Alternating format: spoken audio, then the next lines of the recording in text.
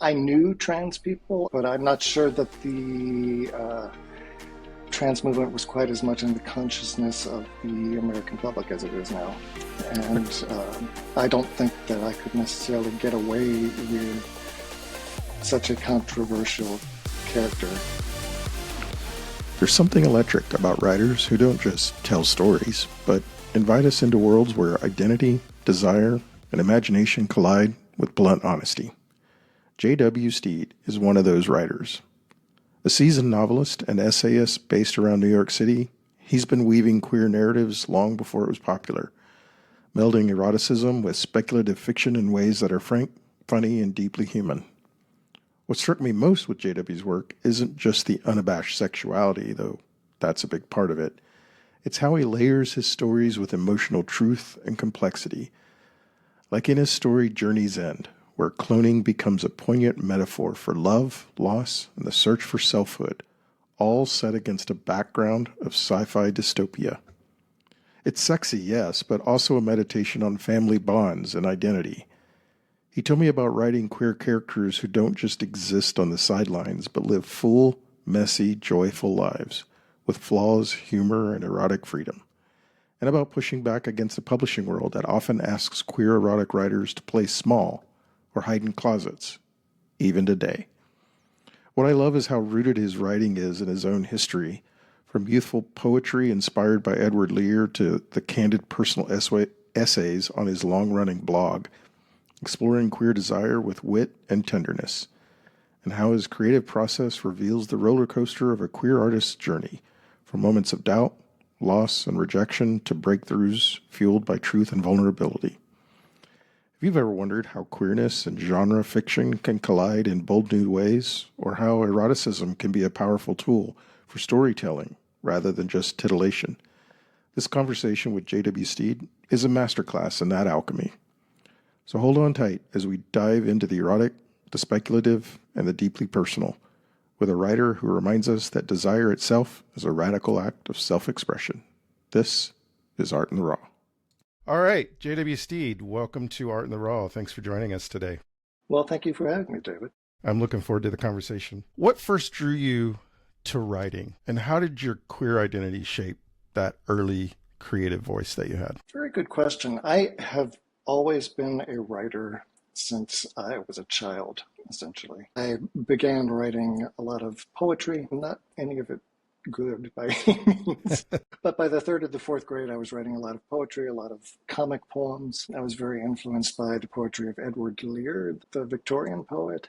He's the author of, I think his most famous poem would be The Owl and the Pussycat. Still a popular poem among kids these days, maybe. And I would write imitation poetry in his style and then tried to, branch out and write my own poetry as well. My teachers noticed that and started to suggest that I attend creative writing workshops that the public school that I was in was offering. So I would attend a lot of those. And throughout my elementary, middle, and high school years, I attended a lot of creative writing workshops, as long as they were free, because my parents didn't have the money to pay for it. So I always knew I wanted to be a writer. My career has gone a roller coaster kind of route to get to where I am. But in my 20s, I tried to send in novels that I was writing and to get them published. I had some success with short stories, which I had published in national magazines and Sunday newspaper supplements, that sort of thing.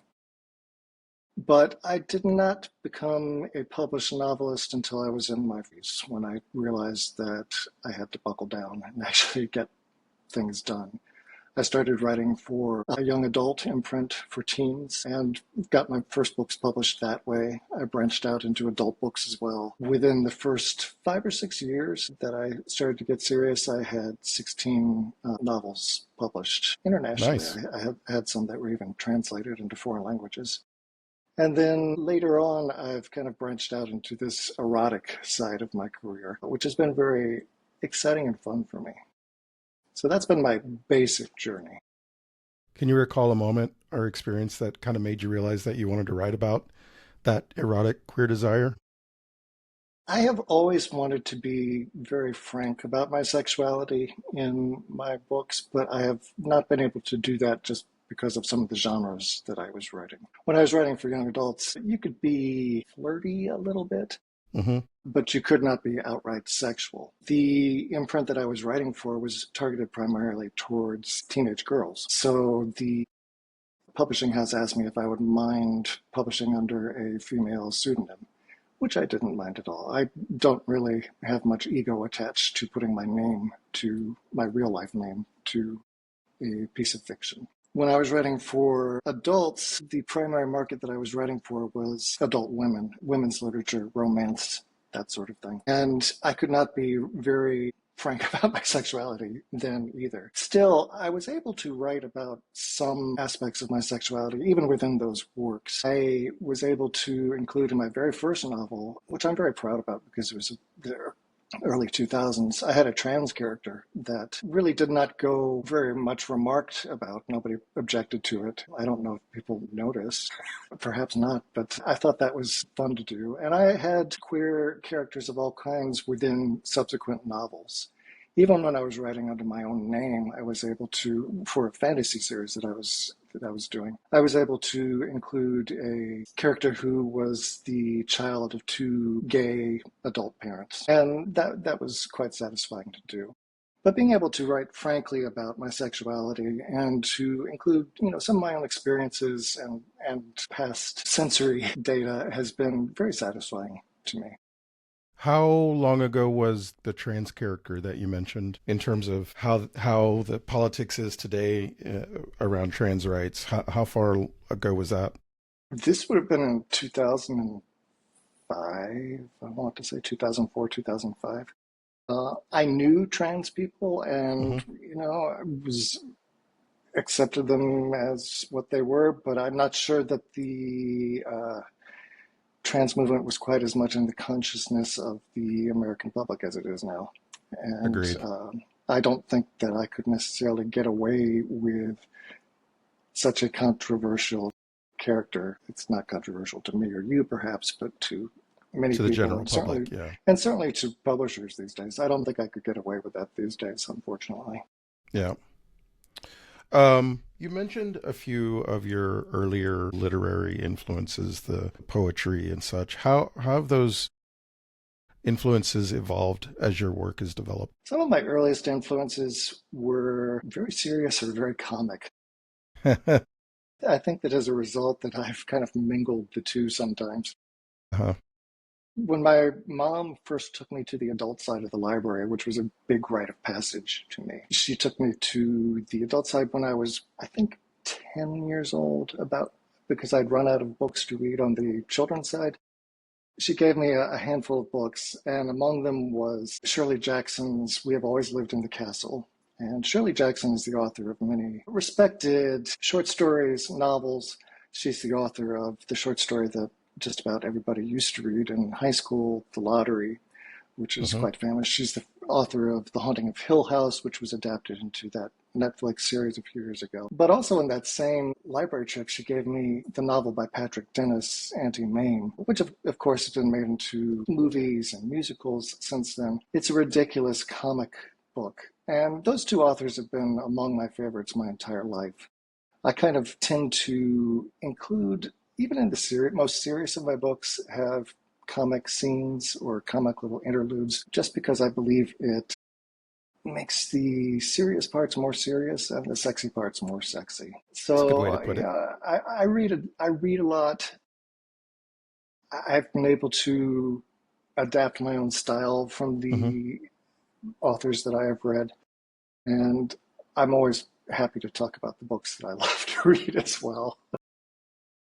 How has your involvement with the Science Fiction and Fantasy Writers Association played in your artistic journey, especially with your more queer focused content? When I started to become serious about writing novels, my first novels were all fantasy novels. I wrote several. I wrote one, and I decided to find an agent with it. I sent it off to her, and as soon as she said, "Yeah, I kind of like this. Let me see if I can find a buyer for it." I started to write another, and then when I finished that one, I started to write another because the process of finding a publisher is quite exhausting and can be very long. The first book that you write may not be the first book that you publish. I Hmm. teach writing as well, and I'm always hammering that point home to the writers in my workshops. Once you write a book, you have to keep on writing more because that first book might not be the one that hits. So I've always been interested in writing fantasies because they were what I loved to read as a child. I loved reading, Same. the Chronicles of Narnia. I loved reading the Lord of the Rings, those Yep. books, and I read those all throughout my youth. The Oz books were easily my favorites when I was a kid, and I remember the excitement of reading those, when I was a child and late at night under the covers with a flashlight, and that was just Yep. very exciting to me. And I wanted to, give that excitement back to readers. So, in the back of my mind, I've always wanted to write fantasy. I went, as I said, through that roller coaster route to get published. So I wasn't having my fantasies published at all for many years. Hmm. But eventually, one of those first fantasies that I wrote did get published, and I was able to, parlay that into a membership in the Science Fiction and Fantasy Writers. And I've been a member ever since, and proud to be one because they're a good organization. Lately, my last erotic novella has been a science fiction one. And that's the first actual science fiction that I've ever written. I've always been interested in the fantasy, but I enjoyed it so much that when my publisher earlier this week said, "Hey, would you like to write another science fiction book?" I was like, "Yeah, let's do that." I had so much fun with the last one. It's an exciting science fiction and fantasy is exciting for me to read, and it's also fun to write. It's interesting you mentioned some of those older fantasy novels that I also read, and I tend to judge a book that I read today based off of how closely it makes me recall how those books made me feel, the excitement and the fantasy. Absolutely. Yeah. So speaking of which, same-sex gay SF clone erotica kind of merges science fiction with explicit queer erotica. What inspired you and Frank Slater to tackle that theme of cloning, identity, and desire in that book? To be blunt with you, it was sheer coincidence. Hmm. Our publisher, Peter Schutz Publishing, asked us both to write science fiction stories. And Peter Schutz Publishing, I should say, is a line, it's an imprint that aspires to present pulp style, gay, queer erotica in traditional paperback format so that the books look like the pulp paperbacks of old. And each paperback tends to have a theme. All of them are erotic themes. You can go to the website, which is peterschutz.com. That's SCHUTES. Put it in the And show look at notes for those listening. yeah, absolutely. And you can look at the lines there. But he wanted to branch out and try a science fiction story. And he knew that I was an SFWA member, so he asked me to submit one. And Frank Slater and I both submitted, by pure coincidence, stories that had happened to be about clones. So he decided to put them together and turn them into a duology, both Nice. about clone stories. It was nice, and I think that they fit well together. And it's interesting to see what somebody else does with the same sort of theme. Yeah, definitely. Especially when you don't even know that the other person's doing it, then you can immediately compare notes. Exactly. Can you walk us through the creative process that you had for stories like Journey's End or Billy Club? Yeah, Journey's End is my story in the duology called Same Sex. I've actually got a copy right here. And it's a story about a scientist who is preparing a frontier planet for colonization. And while he's watching a video transmission, essentially a Zoom call, from a scientific orbital post that's above the planet, he happens to discover that his ex-boyfriend is screwing around with his clone. And what follows after that is a story of sexual obsession, of coming to terms with having lost somebody, and how we make amends to the people that we love even after they have moved on. I did not have all that in mind when I started this story. I just wanted to write a sexy It's story kind about of clones. evolved. Yeah, exactly. one of the things I did when I was thinking about the story was to say, okay, maybe I want to do clones. And I thought, well, I don't want to necessarily have the clones have sex with each other, but I want them to blend together in ways that the reader might not be able to distinguish between them, and the clones themselves might not be able to distinguish between the other. And I think that happens to a certain extent in my story. A lot of the story arose from what I was actually going through at the time. My dad had been, essentially his health had been failing for a very long time before I was writing the story. But I'd gotten halfway through the story and was enjoying writing it quite a bit when I got a call that I'd better get to the hospital because it was going to be his last day, essentially. So I went to the hospital and spent the day with him. It was very sad and very depressing. Got home and I woke up the next morning and my husband kind of had found out during the night that my dad had passed away, but he let me sleep because he knew how exhausted I was, and he told me that morning. And, it was very affecting, of course, but I didn't really have anything else to do that day except for sit around and feel sad. So I channeled a lot of that energy into finishing the story. So the last half of the story came out in a way that I didn't entirely expect based on the circumstances at the time. I kind of turned the story into a meditation on how we might hew close to our progenitors, the people who have sired us, whether in this case it was clones. In my case, I was thinking about my father, and how even though we hew close to them, we still differ in vitally essential ways. And exploring those differences is what made the story interesting to me. So Agreed. the rest of the day, I just sat down, wrote a scene in which the protagonist makes amends with his ex-boyfriend, the one who's cheating with his clone, in which they confront each other and share a sexy scene because it is erotica after all. And then I wrote a ending that still leaves me in tears whenever I read it, just because I think of the emotion that I was feeling that day. But that last half of the story just became really emotion-packed for me, and I hope it does for readers as well, because of what I was going through. Yeah. I could definitely feel, as I was reading through it, the emotion that you're talking about. Well, thank you. I'm glad you could. The book's introduction discusses kind of the lack of queer representation in science fiction. How did that gap influence your approach to writing that collection?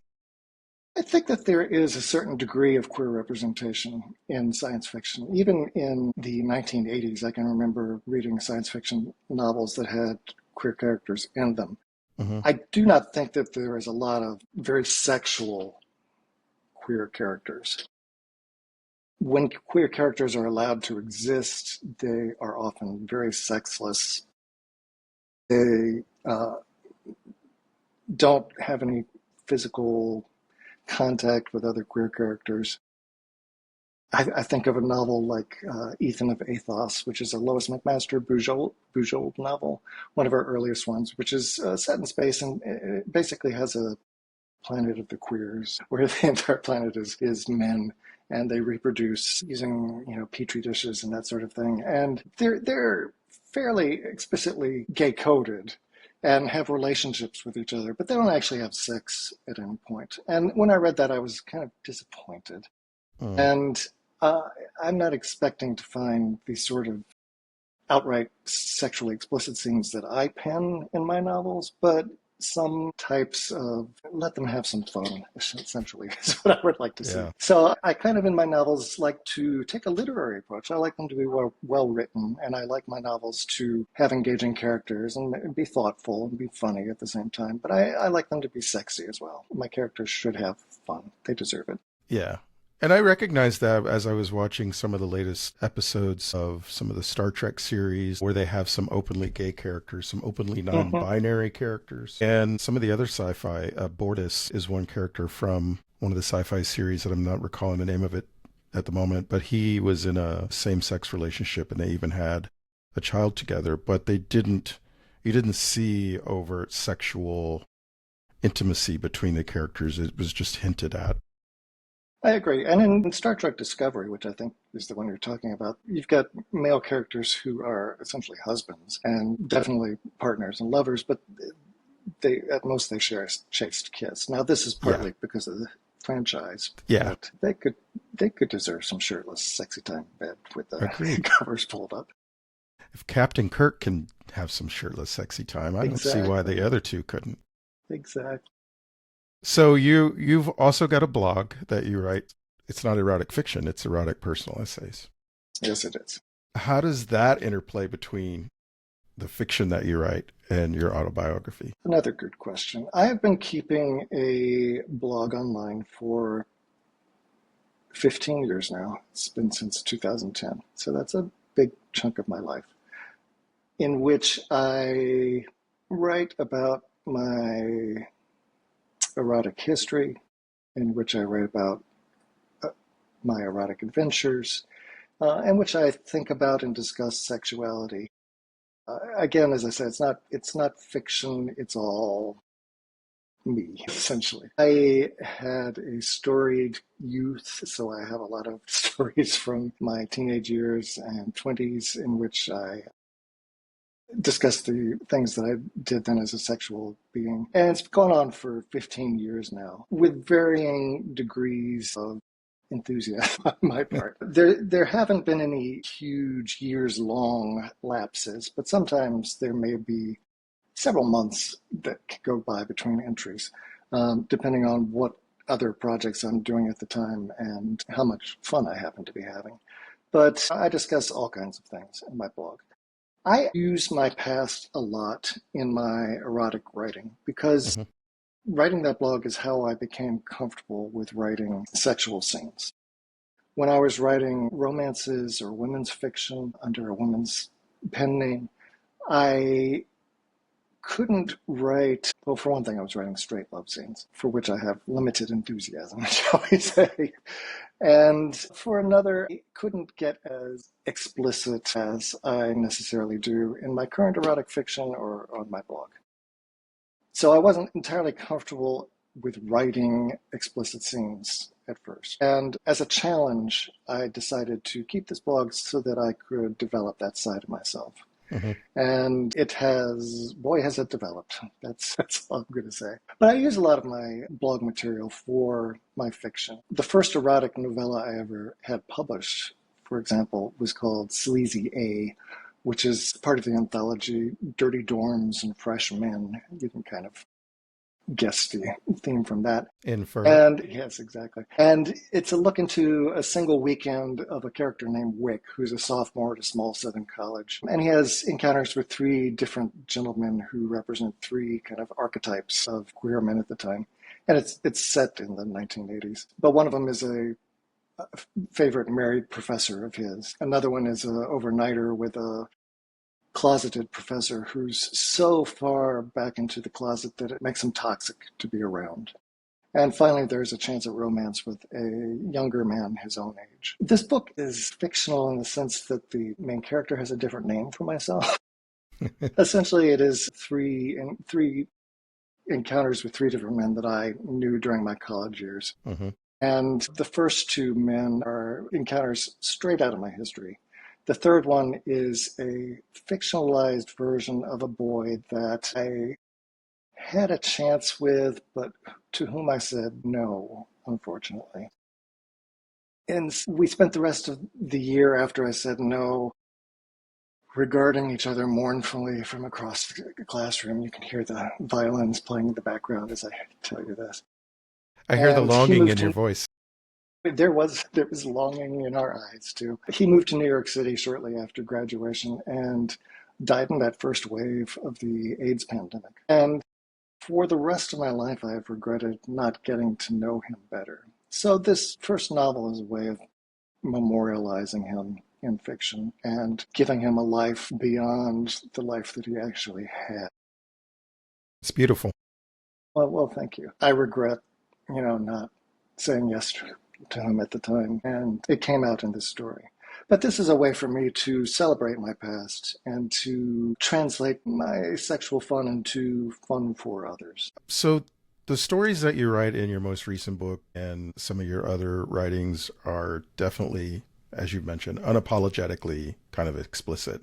How do you see the role of eroticism playing in advancing the narrative and deepening character development? We are all, well, not all of us, but most of us are very sexual creatures. Most of us also have a certain degree of reticence about expressing that. I think that as an artist, however, pornography is a wonderful thing to create.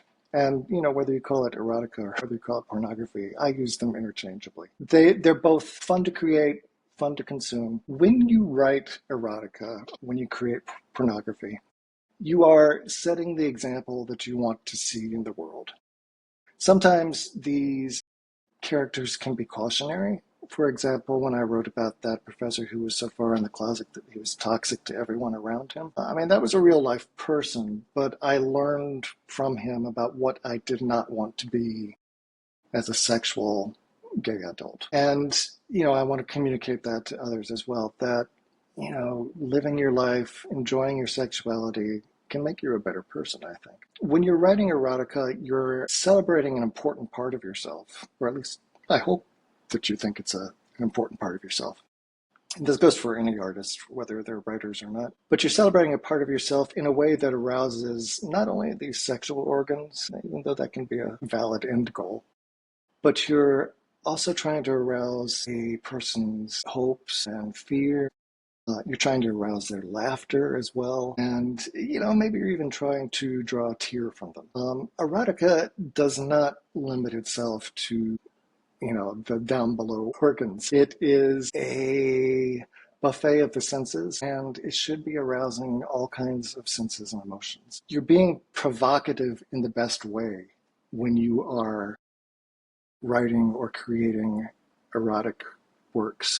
Mm-hmm. You are pleasing readers, you're pleasing viewers, whatever medium you work in. And on one side, and on the other side, you're pissing off all the right people, the people who wish to suppress it. And when you're creating something pornographic or something erotic, you're sharing of yourself.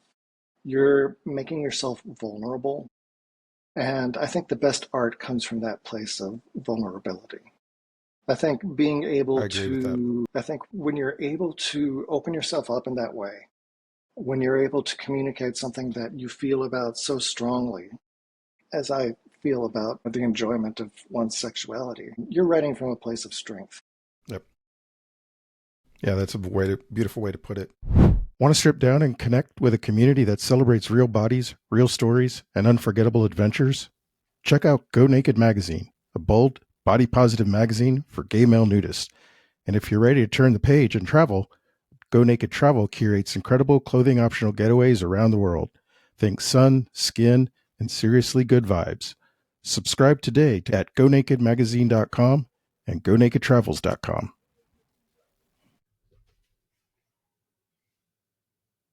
Hey, queers. If this conversation moves you, don't just listen. Help us keep this platform alive so we can keep amplifying queer voices in art. Salon Naturel and Art in the Raw shine a spotlight on queer artists because their truth leads the way. Follow us on social, subscribe to our newsletter, or join our Patreon for exclusive content. Every follow, share, and membership keeps queer art visible and vibrant. Links are in the show notes. Thank you for standing with us and for keeping our community bold, creative, and unfiltered. Stay raw, y'all. So on the topic of cloning again, if we could go back to that one in your new book, Same Sex, there's a strong undercurrent of social commentary on clone rights and commodification of bodies. How do you think these elements mirror contemporary issues for queer communities? I'm very glad you picked up on that. I'm not sure anybody else has commented on that to me about, but when I was writing the book, I was thinking about what rights do these clones have and how much freedom do they have? And I almost wanted to write an entire another book set in this universe in which I explored that. But I was trying to keep, within a certain word count and trying to keep it sexy. So I didn't get to explore that. But it certainly was on my mind the entire time. In this universe of Journey's End, which is my story in the clone duology, the protagonist creates 32 clones of himself because the universe in which he exists has just suffered an enormous pandemic of its own. And those of his scientific team who were supposed to colonize and prepare this planet for colonization, I should say, have either gone back to their own homes or have passed away in the pandemic. And he has no scientific team left. And he says, well, if there were 32 of me to get the job done, we could do this. So he gets 32 clones of himself made. They have varying degrees of similarity to him. They all look like him. They all have the physical imprint, because I pictured the clone machine, or whatever you want to call it, as kind of a 3D printer using biological materials. So they all look like him. But there are certain classes of the clones. There's the class C clone, I think, which has 25% of his memory, a class B clone that has 50% of his memory, and then there's a very special, very expensive S-class clone that has 98% of his memory. That happens to be the one that his ex-boyfriend is fooling around with. The class C clones do not have I can't say this word, Citizenship. Right. That's the one it writes in his universe.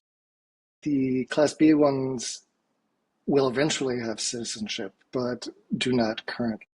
The protagonist shares with his S-class clone all the rights of a citizen. And while I was writing that, I was thinking, how is this company exploiting the workers? Do they consider themselves exploited? What are they going to do after this planet is prepared? And how are they going to disperse and find identities of their own outside of the original progenitor? It's a lot of questions. I don't have any explicit answers for you, but it is interesting for me to think about. As I said, I've agreed to write another science fiction story, and I'm going to set it in the same universe. It's not going to be about clones, but perhaps I will try to address this idea of citizenship and how it is earned in this kind of dystopian universe. One of the aspects of Journey's End is that it is really a dystopian civilization. The only way that the scientific project is going to get done is because they have a sponsorship deal with a fast food company. And, I can see that happening within our own society within a couple of decades, where, this was written before the last Trump administration, but where scientific research is derided and unfunded, and it has to be done through corporations that really have no vested interest in the science itself. Yep. What is the response from readers in the queer literary community have any of the reactions surprised you? I have not had many other authors reach out to me explicitly about my erotic materials. Writer friends of mine who read me enjoy it, which is always a nice thing. And I have some positive feedback going on with other writers with whom I share works and with whom I get advice and that sort of thing. But the queer literary community, as it might be, they haven't reached out to me en masse yet. I welcome their feedback. Well, maybe they will after we release this episode. Hopefully. That would be nice. So let's talk a little bit about kind of challenges and risks. What's been the most challenging aspect of writing and publishing queer erotic fiction, especially within the science fiction genre? I'm aware that writing erotica is always a risk because, as I said, it does piss off all the best people. Mm-hmm. I have not had a lot of blowback, though. The people who reach out to me are the ones who actually enjoy reading. And with so much material out there for people to consume, people are able to pick and choose what they want to read, what they want to watch, what they want to listen to. And I am always surprised when people decide to pile on to somebody to whom they aren't interested anyway. So I haven't had any blowback exactly. But there are always risks. People do look down upon you when you write in certain genres. But I have always had that kind of blowback, no matter what the genre I've written in. When I was writing for young adults, I had quite a lot of people saying, "You're only a young adult writer. Why should you have an opinion on anything?" When I wrote for women, that was especially telling because people would say, these are just books for chicks. Why should we read them? Why should we listen to you as an author? When you write for certain genres, whether it's fantasy or science fiction, people are going to look down on you. I always find that if someone is going to attempt to dump their insecurities and on you, then they're going to find a way to do it no matter what you're doing. So it's always best to just go ahead, write what you feel, create the art that you want to create, and damn the consequences. Do you think there's any increase in censorship or pushback for queer-themed erotica given today's political climate in the industry? I think there is easily pushback. It's difficult for some queer erotic writers to publish some of the stories they want to be published because they often will be rejected from many venues. I know that Peter Schurz Publishing, my publisher, sometimes has issues with certain types of stories, or if Amazon or another book-selling venue is particularly anxious about a particular theme in a story, they will just completely not sell it. So there are always things that need to be worked around. I have not experienced any of that myself yet. Maybe I'm just not pushing hard enough. You got to push the right buttons, apparently. I'm not hitting the right buttons. I have to have more orgy scenes, more dad-son scenes. But so there's always risks, and there's always the possibility that some random person at the other end of a button is going to say, no, this story should not see the light of day, and therefore they won't distribute it. That's always going to be a risk. Can you share a moment when you maybe doubted your creative path along the way, along the years, and what helped you move forward? Writing is not the most fun thing to do for me. I always find the process of sitting down with my laptop and staring at the blank page to be very intimidating. And I teach, and so I always communicate this to my students that the writing itself, the day-to-day act of sitting down, setting aside time, writing, looking at your piece and saying, oh God, this is terrible. That is not fun. But the totality of the act is one of the most joyous things that I have ever and could ever experience. So I recommend going into it with your eyes wide open, that not every day is going to be fun, but realizing that the process itself is worth it. Was there a breakthrough or a turn? Go ahead. Yeah, I was going to say, keeping that in mind, looking at my career as a whole, there have been times when trying to get, especially in the beginning, trying to get works accepted, trying to find an agent or trying to find a publisher, those rejection notices can really hurt your feelings. I can imagine.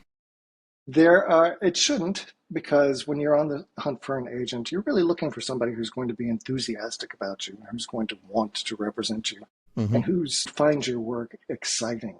So if you get, as a writer, if you're getting rejection notices that say this isn't for me, you honestly should be grateful. You should be grateful that this person is being upfront about what they want and letting you know that you're not it, so that you can find that person who is interested in you. I can say that now because I've found people who were interested in me. But in my early years, when I was trying to find those people, getting those rejection letters was quite dispiriting. I can imagine. And some of them were borderline, well, I want to say more than hostile. But I got one from a old established New York agent who said, if I had a dime for every time somebody sent me a proposal of this crap, then I would be a billionaire and I wouldn't have to be representing you goddamn authors. I was like, maybe this isn't my problem. Maybe it's a you problem at this point. Exactly. So those kind of rejections can really hurt. Yeah. And even when you are an established writer and you think you've got something, you're onto something, and you're trying to find somebody else enthusiastic about it, and nobody else seems to be showing that same enthusiasm, that can be dispiriting too. But overall, the process, I find, is meditative if you allow it to be, solitary if you're in the bad mood, but worth it. How do you hope your work, and same-sex in particular, contributes to the broader conversation about queer representation in literature and art? I would love to see more works, especially in science fiction, in which queer sexuality is celebrated, in which queer characters are accepted as a norm. They're not explained away or apologized for. I would love to see more works in which queer characters of all stripes, not just the gay men, but all of the queers, are celebrated and find their place within the universe. Science fiction is such a flexible, Absolutely. open, wide open genre to write in. You can create worlds that have nothing to do with this one. And I just want to see people take their place within that universe. The only limit is your imagination. Absolutely. It's absolutely true. Are there future projects you're working on that you're excited to explore? Well, as I said, I just started a new science fiction project.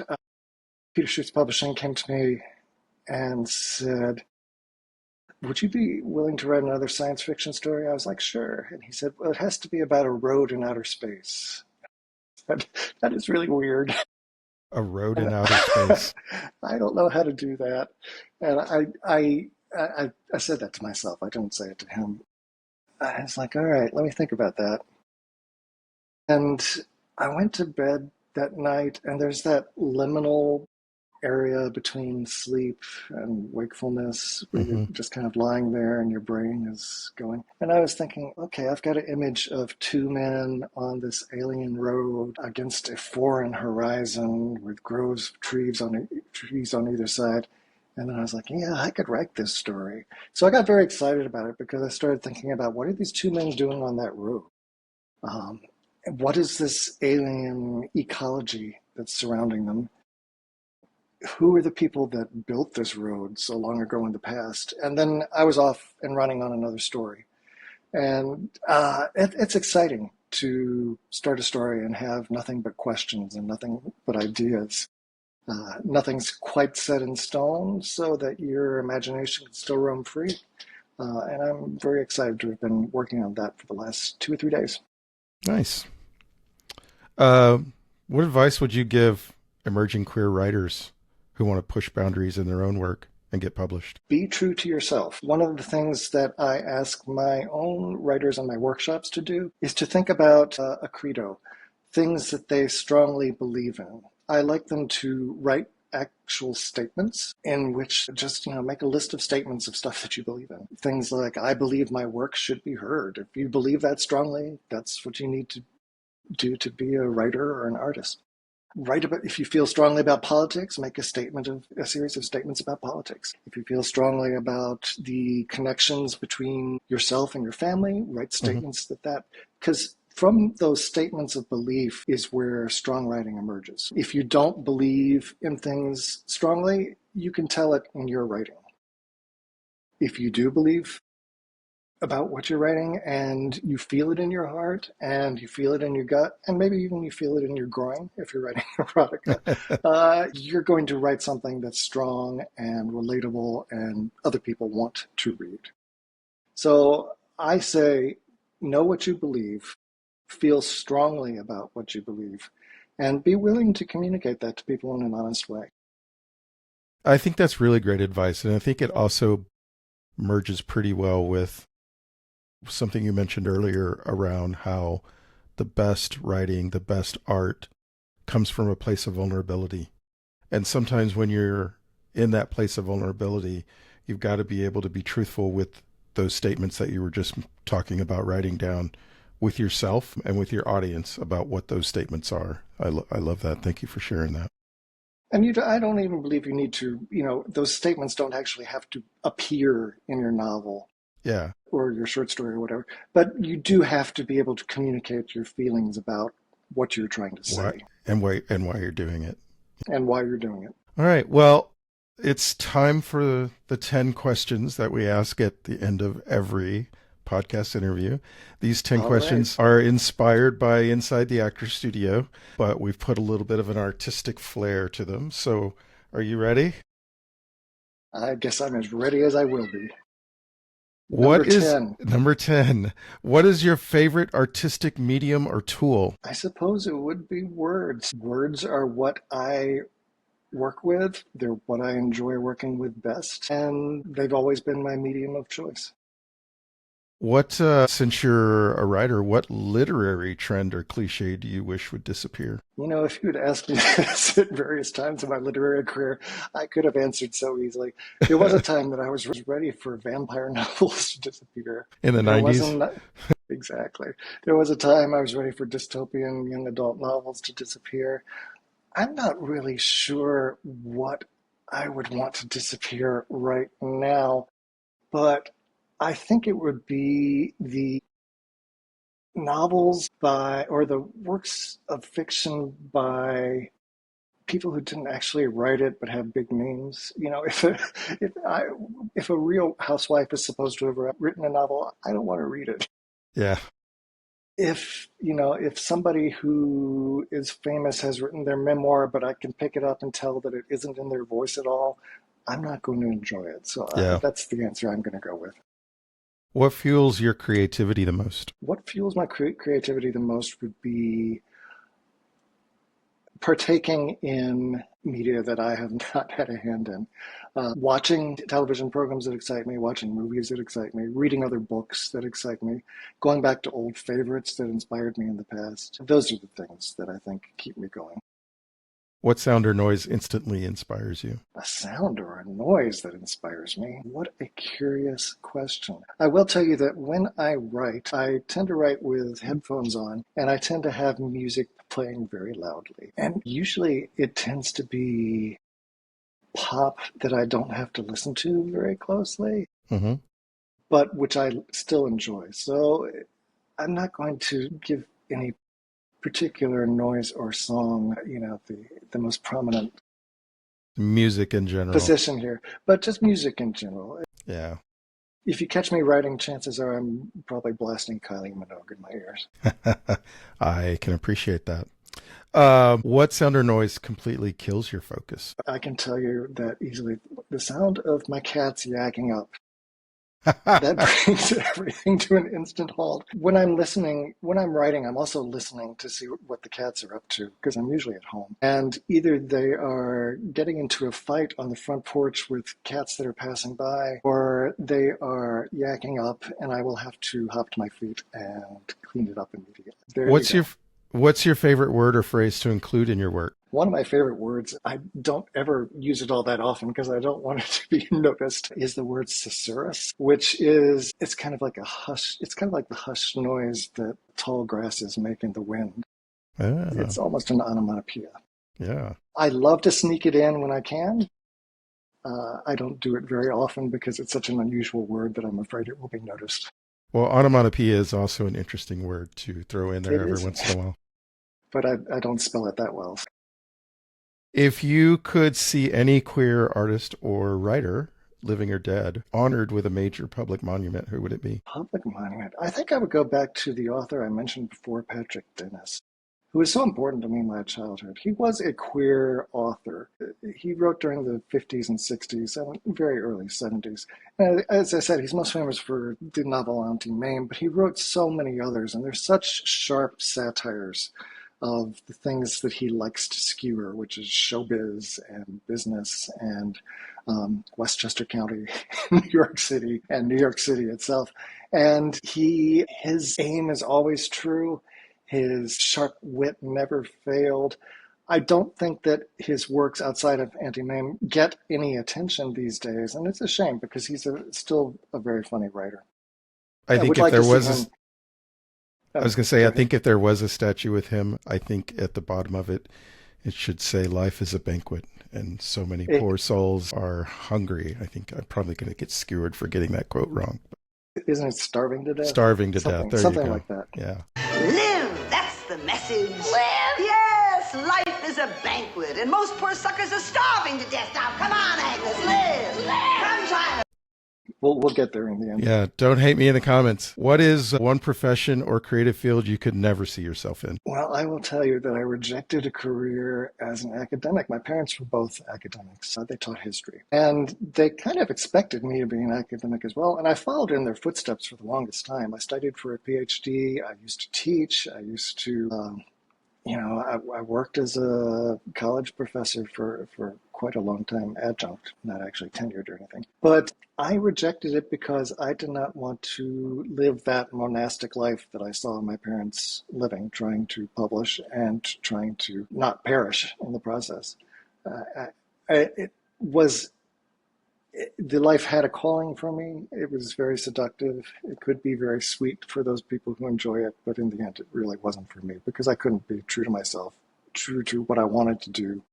And I could not see myself as a queer man being an academic. I'm not saying that others can't. If your art could take on a life of its own, what form would it take? Your art, if your literature could take on a life of its own, what form would it take? This is a funny question because one of my novels, when I was writing women's fiction, almost became a reality TV show, which horrified me.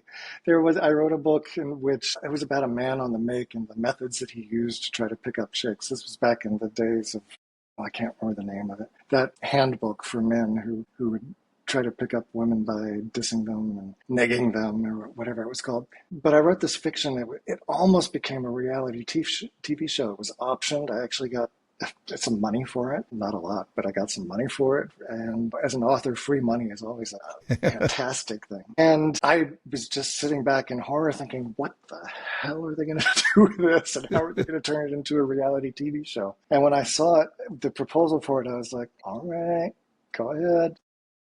My name in small print, please. So I'm glad that did not happen in the end because the results would have been horrifying.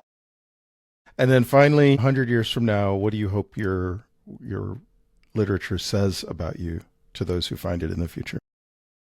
I hope that somebody who finds it in the future will read it, say, wow, this guy knew what he was talking about even back then, and respond to it in the way that I intended.